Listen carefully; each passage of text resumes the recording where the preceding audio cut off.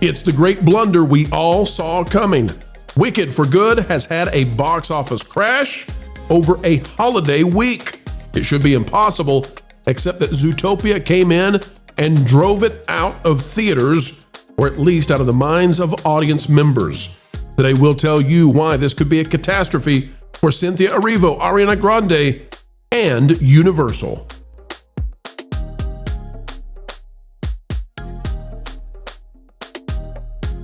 Hello and welcome back. It is a joy, it is a pleasure as ever. Every time you click on one of our videos, folks, it's an attitude of gratitude here for you. As we dive in today, folks, consider clicking the like button, share, subscribe, and drop a comment down below. We'd love to hear from you.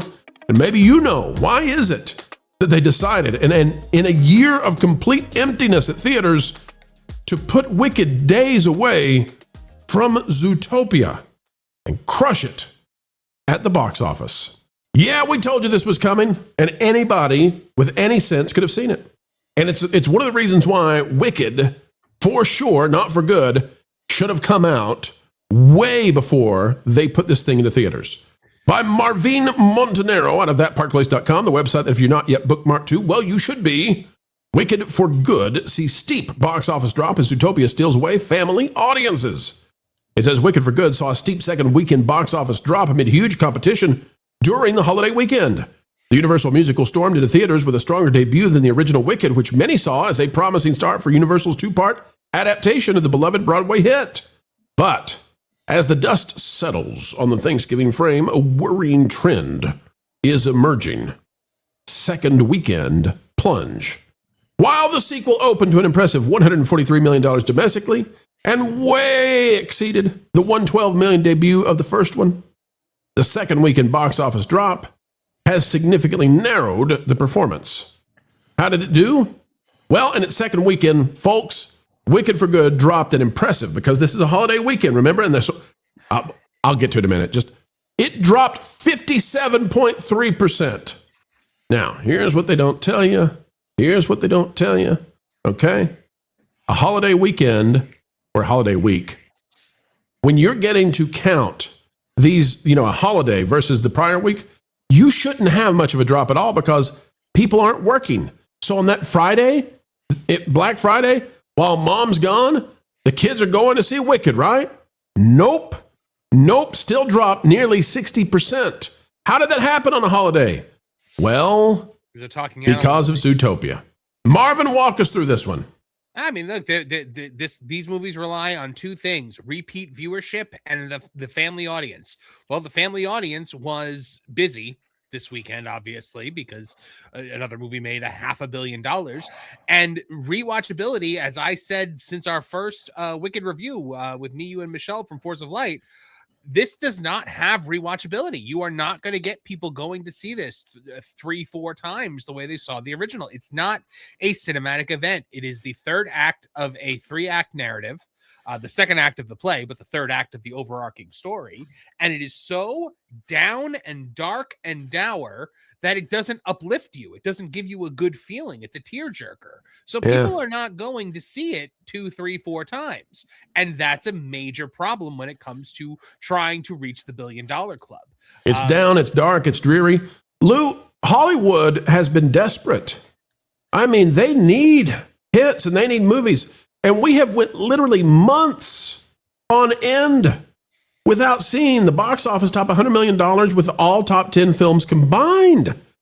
Why did they time their two biggest films of the second half of the year within days of each other? This is not a week apart. They literally dropped Wicked on a Thursday, and Tuesday, Zootopia 2 was out. Kind of stupid, huh? Yeah, kind of stupid, eh? They had the preview screens for 5 days. Why, Lou? Why did they not? I mean, they could have ran Running Man right out of the theaters with Wicked if they'd just done it. Well, coulda, shoulda, woulda. Some genius decided this would work who isn't a genius. And I've been saying for a long time this isn't going to work. And the proof of it is when the first movie hit and it hit big, everybody's, oh gosh, they'll be building Wicked lands in the theme parks. I said, not till they see what the second one does, because that's an investment of 3 to 4 years of building and planning and spending billions of dollars, and then another 20 to 40 years of longevity. This ain't got it. This ain't got it. Period. In my opinion, had this come out without Zootopia 2, which we've discovered now is absolutely a force to be reckoned with, had this come out without that sitting in its runway, I think it could have challenged the $1 billion mark. It could have done better, but it still wouldn't get the repeat business. And there's still, we got to remember the turnoff factor of these two weird ladies and everything they've been saying on the press tour. Versus and a lot Idina of parents Menzel saying, I don't really want these people to be role models for my children because they're strange. Right. Versus Idina Menzel. Ron, let's talk about the theme park aspect of this, because that's an interesting side of it that a lot of people don't think about. There have been calls for Wicked, an Oz version from Wicked to go into Epic Universe or somewhere else. Now that the second film has dropped almost 60% on a holiday weekend, you think that's in danger? Well, I really do actually, and I've thought about it a lot more. We were talking on my show about what might happen to the land where Mythos is and what could go in there. The Lost Continent. Lost Continent. There's the two big expansion pads right now at Epic Universe that I looked over. And my biggest question is, like, you can look at the store. You notice that in the Wicked store, people going through here, there's props from the movies and everything. It's never busy. It's not, I don't know. Marvin, have you ever seen it busy over there? I see it busy literally all the time. Marvin's seen it busy. I haven't seen it. That maybe I'm just not there on the busy days. Like, that could be it. But I haven't seen it busy. I don't know.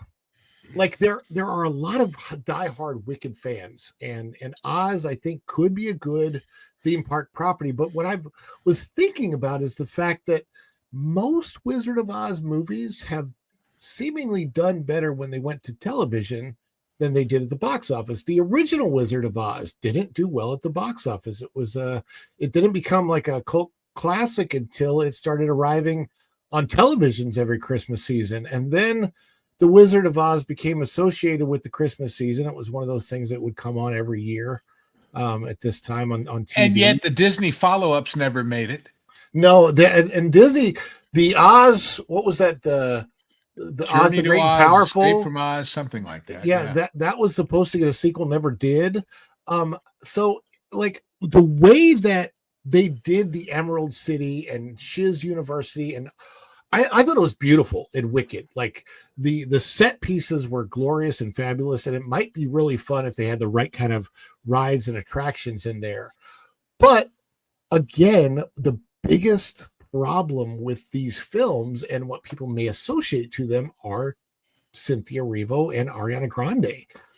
I know for a fact, my own wife said, yeah, I don't really want to go see Wicked now in the theater. And she had wanted to go see it. And then she saw their interactions on the press tour.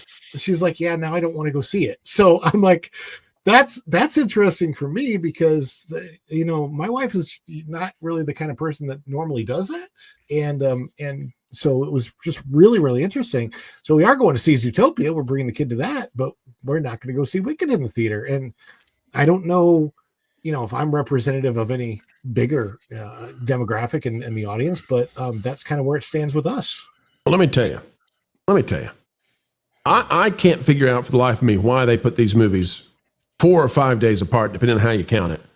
Two of the biggest movies, and now they had to go head to head, and compete with each other when either one of them could have been out there not competing. One thing we can find out is that Zootopia clearly doesn't care. Now, it's just the victor. It's not. I thought that Wicked would pull some of the attendance from Wicked. I don't think that's true anymore.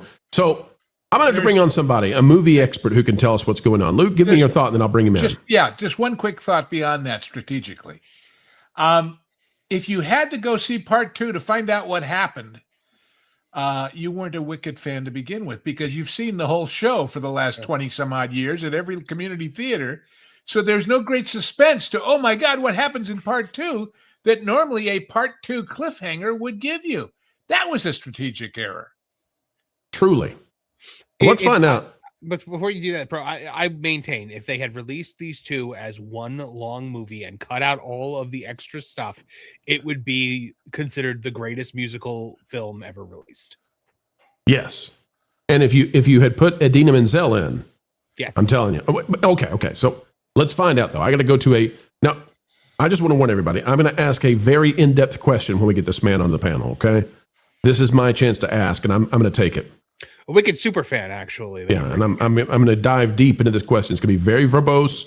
Hang with me, folks. You know I can really ham it up with a question. Hey, Tom, what the heck were they thinking? Oh, well, see, to us it doesn't make a lot of sense, but to them they made bank. And I'm gonna show this off because this is one of like my 5 copies of Wizard of Oz. This is the big fancy box set that came out. Oh, that's nice. I'm a Wizard of Oz fan. I have been since I was a kid. Because if you're a film fan, like Wizard of Oz is one of those movies that's on pretty much any critic's top, 20, 25 list. Or it's a watershed moment. It is. It's a movie that's referenced in other movies, right? Like I can't remember the actor who said it, but they're not wrong. It's like you only know a movie's good if it references the Wizard of Oz. I don't remember who said that. Somebody in the chat might remember, but they're not wrong.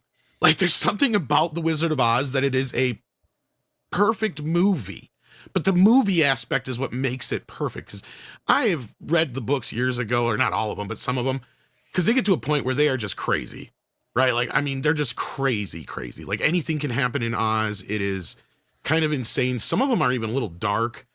But now Wicked, on the other hand, and this has been my problem with Wicked since the start. There's so many different layers to this.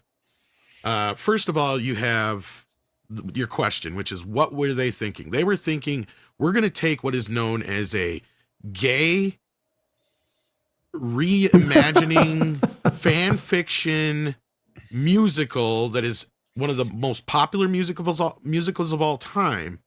And we're going to tame it down to PG-13 and split it up over 2 movies and merchandise the hell out of it. Did they think they could Barbenheimer this, Tom?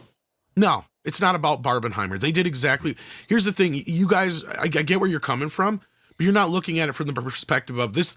Marvin's right. This should have been one R-rated 3-hour movie. For those who don't know, the actual ending of this gets really wicked, not to be punny.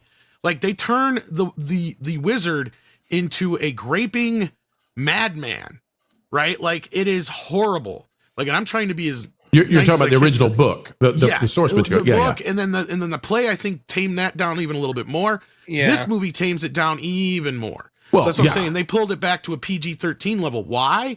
Because they wanted to tap into that family audience. Yeah, and Jeff Goldblum's not going to play that. No, he's not going to play a groper. Yeah, no. Exactly. So you have that aspect of it. They're playing this to an audience it never was meant for. But what they didn't anticipate, and this kind of goes along with your question, is they didn't anticipate splitting the LGBTQ audience. Oh. See, that's the thing. And as if you share the image I got back here, because I know. Folks, you got to see what Tom's got for you. Are you ready for this? Here's what they didn't expect. See, I know. No, it's now, the to be clear, not all furries are considered LGBTQ, right? I'm not going to get yelled at by somebody in the chat. Aren't they somewhere in the plus? They are on the plus side. Thank you. Tom took this photo himself, by the way. I did. That's I went in undercover, folks. You know how I this ain't me? I wouldn't drink whatever that red crap is there. And you would not be able to see that much of my legs. Mr. Furry Kid. It looks like Slush Puppy. Looks like a Wuzzles convention, fan convention. Blue. No, not red, blue. That's me. And you wouldn't be able to see my lap, because my belly would be in the way. But no, like they had a split in the audience. Let's be clear. Zootopia did so well because you never underestimate the furries. They are one of the largest plus weirdo groups, whatever you want. I'm not trying to make them sound whatever, but let's be clear here. They are a very large community. Okay. But it's important. Go to any Comic-Con, you'll see. If you're going to appeal to furries, the movie's got to come out in winter. 80 degrees summer, they're not wearing all that stuff to the movies, I'm telling you. You have no idea, sir. Coming to Wicked 3, not only do you get a specialty unique popcorn bucket, but by golly, when you go to AMC, You can take a litter box into Well- the theater with you. And that's a wrap, ladies and gentlemen. We are done for now, but don't worry. Do not fret. Not yet, for more content is still coming your way 4 times a day right here on the Pro Channel. What a joy it has been to share our time with you. We hope you feel the same. Adding value to your every single day is our job here, and we take it very seriously. Folks, the only thing we ask in return is that you consider clicking that like button. Share, subscribe, click it. Stick it to those algorithms. It's the notification bell. And drop a comment right on down below. And folks, if you'd like to subscribe to our partner YouTube channels, That Park Place, That Pod Place, That Game Place, and some of those radio stations like Vacation Radio, well, we certainly would appreciate it. Until the next time we have the honor of spending time and being invited into your day, folks, we go on our way saying this: keep learning, keep growing, and as always, keep having fun.